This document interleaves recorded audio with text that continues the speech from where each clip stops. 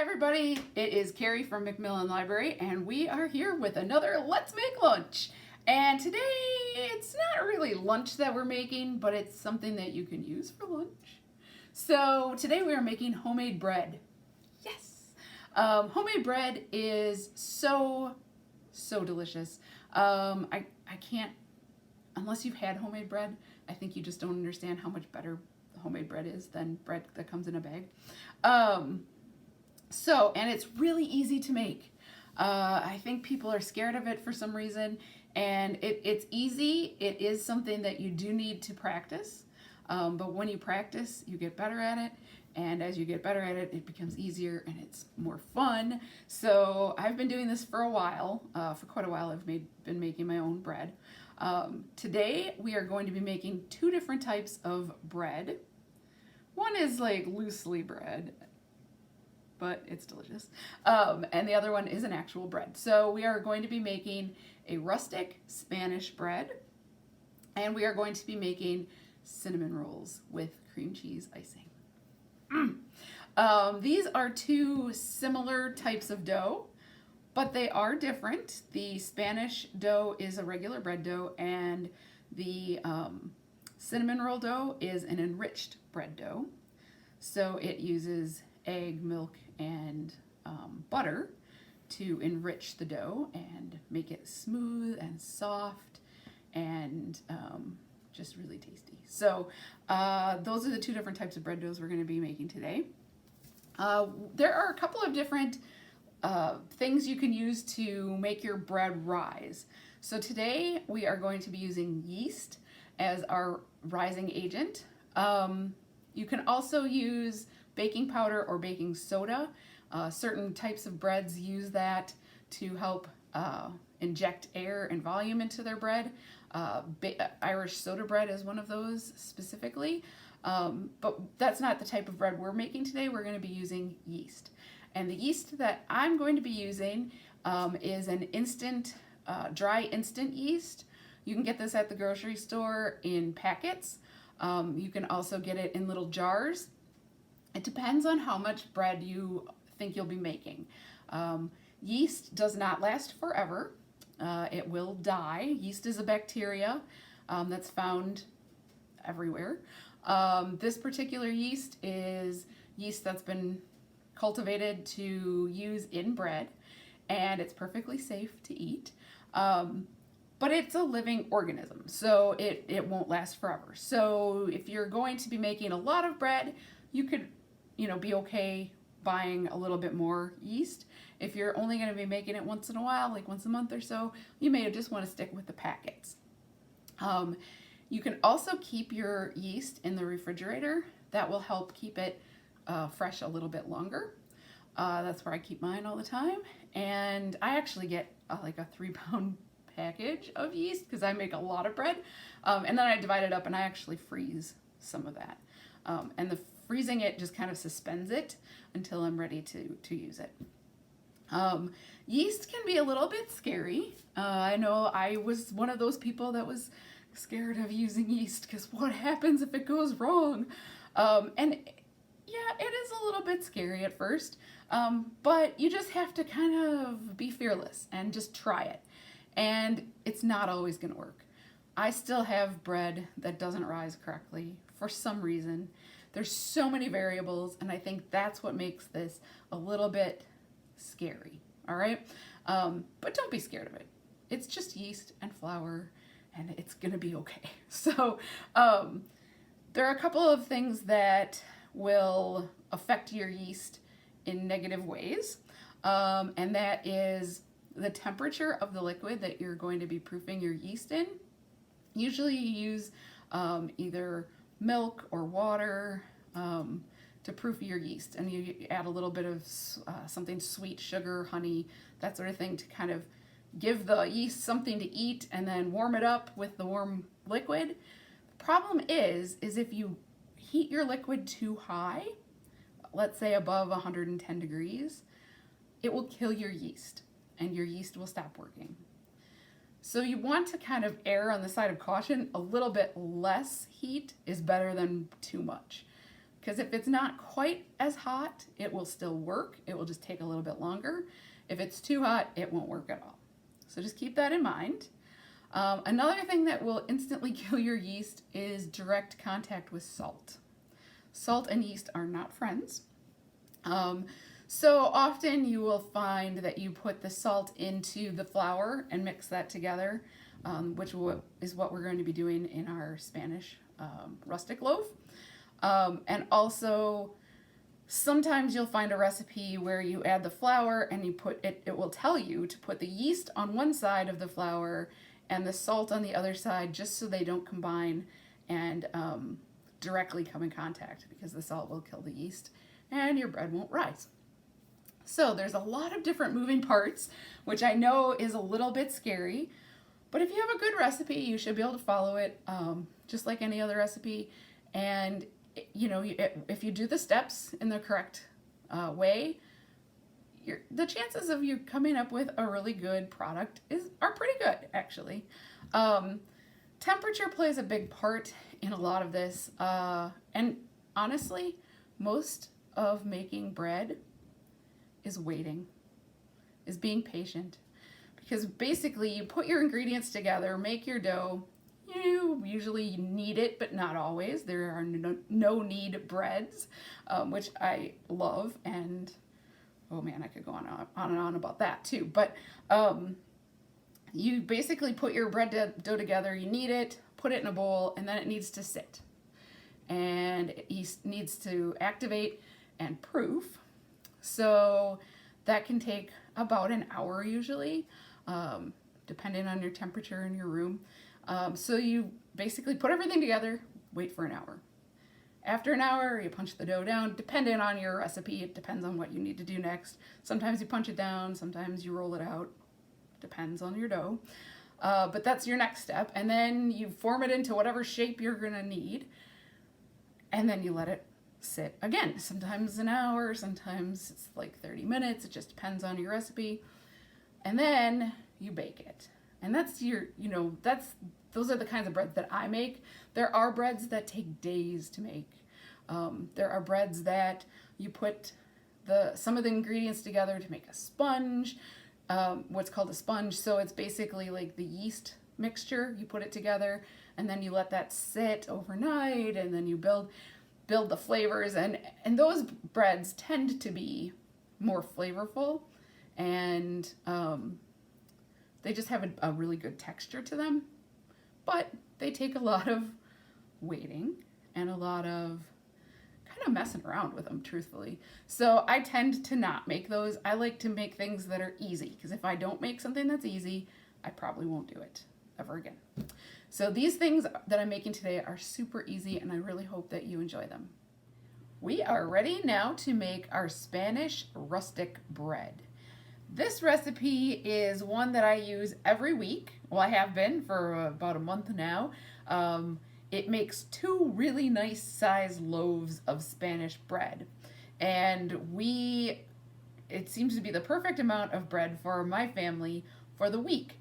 So what I do is I freeze one of them until the first one is gone, and then I take the second one out.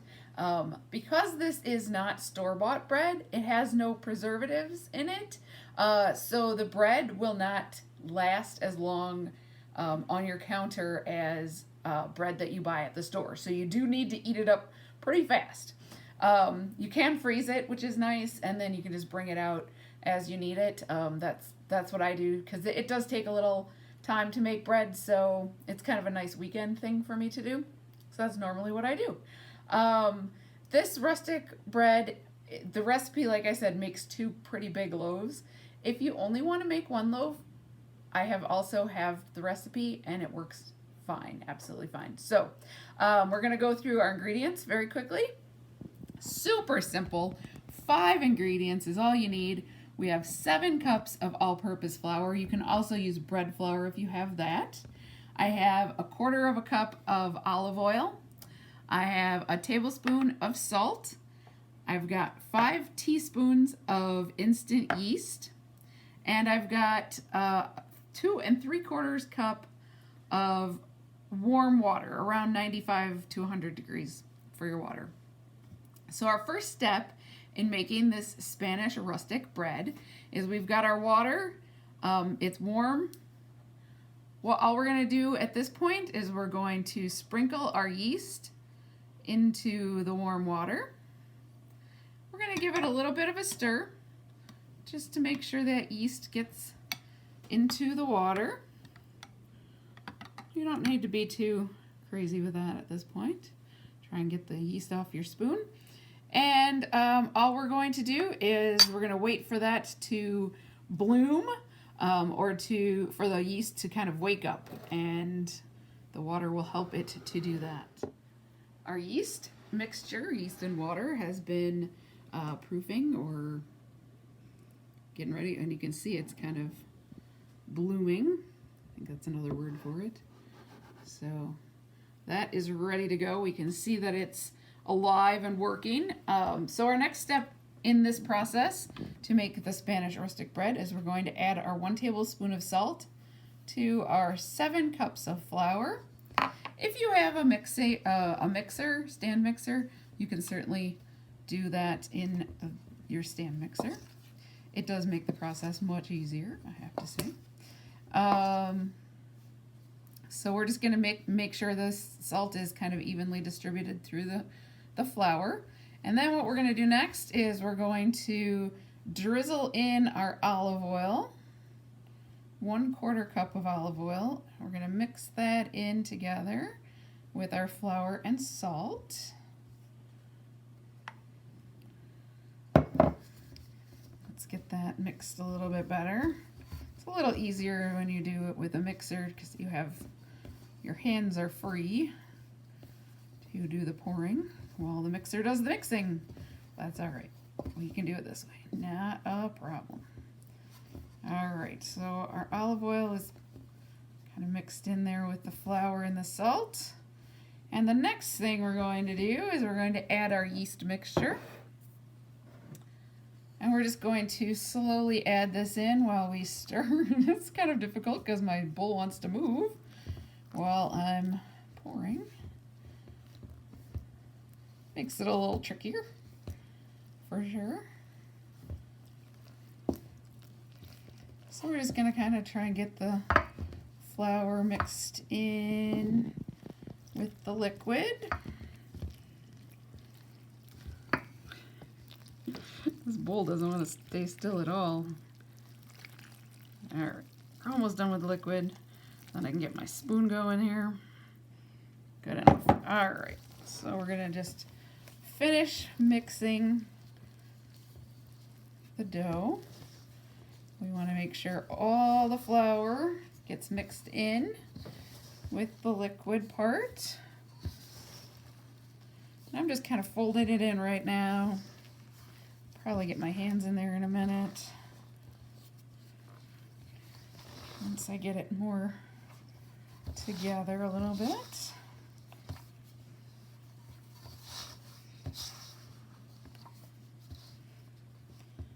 Wow.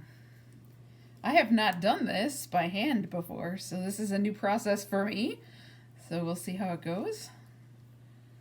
Just gonna clean off my spoon as much as I can. Don't like to leave too much on this spoon there. All right, we're gonna get our hands dirty now. Well, not really dirty, floury, gooey. Try and get this kind of to, what we want is we want it to come together into more of a ball. So it's all a nice shape that we can work with. And when you use a mixer, that does that very, very nicely, very quickly. So this just takes a little bit more time. And you get dough fingers. But that's all right. Dough fingers are fine.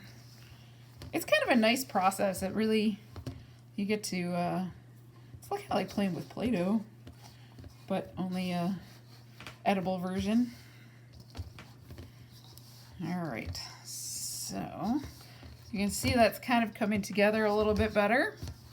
Still not great, but not too bad. So I'm going to try and clean off my fingers, my dough fingers a little bit. And my plan at this point, once I clean off my dough fingers slightly, is I'm going to get this out of the bowl and onto my surface. So I've got some flour here. I'm just going to sprinkle quite a bit of flour on my surface, my countertop. And we're just going to kind of dump that dough right on to the counter, cleaning out the bowl as much as we can. This will make it a little easier to start kneading. All right, so we're going to knead the bread dough. We're still kind of bringing this together, so it's not actually true kneading quite yet. We still need to bring this into more of a ball shape before we can really knead it very much. It's coming together though. You can see it. You can see it making a little bit of a shape now. So there we go. We're kneading it now, I think, more or less. Add a little bit more flour. We really don't want this dough to be sticky at all. It's not a sticky dough. It's not supposed to be a sticky dough. Some doughs, they will say in the recipe that it's a loose dough or that the dough will be sticky to the touch, just so you know what to expect, if you need to add more flour or not. This dough should not be sticky. It should just roll really nicely and not stick to your hands or the counter.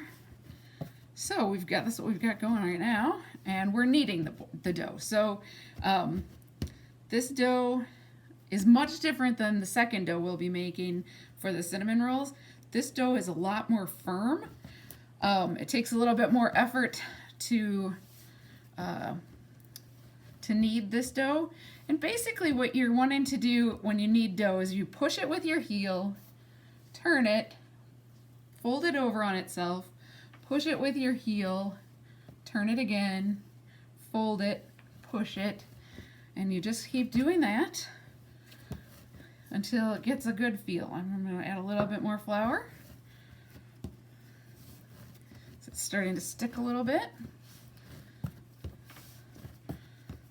So we're just going to do this until you can kind of tell when the dough is ready. I can show you that once I get to that point.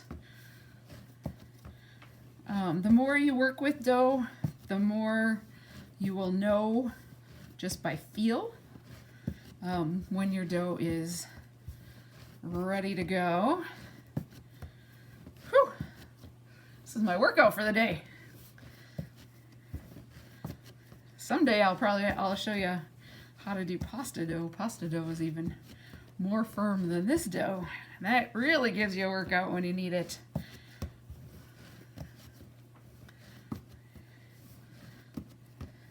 This is also a very large ball of dough, which doesn't make it any easier. But we are definitely getting there. I can feel it really feels nice and smooth. And when I press on it, if you can see, when you press your finger in, it pops back up. That is perfect, or pretty close to perfect. Nothing's really perfect. All right, so what we're gonna do with the dough at this point is I've got another bowl that I've got some olive oil in the bottom of, and I've kind of wiped it around the sides. We don't want the dough to stick to the bowl. So what we're gonna do is we're going to put our ball of dough into the bowl, flip it over, make sure we get it oiled nicely, lightly oiled all over. And we're going to leave this to proof for about an hour. It's going to double in size, so it's going to get twice as big as it is now. Once it is at that size, it is ready for the next step in the bread making process. So we're going to put a piece of plastic over this right now, and we are going to let it proof for about an hour. Our dough has been rising for an hour, and it has doubled in size. So the next step is to take it out of the bowl. And it's okay if it loses its air, not a problem. What I'm gonna do now is quickly just weigh my dough, because I want to cut this in half and I want to make sure I have it fairly even. You don't have to do this step. I really like to have mine as even as possible. So I've got my scale set to grams, and I'm just going to zero that out. All right. So we have about, what is it, 1,732 grams. It's pretty heavy.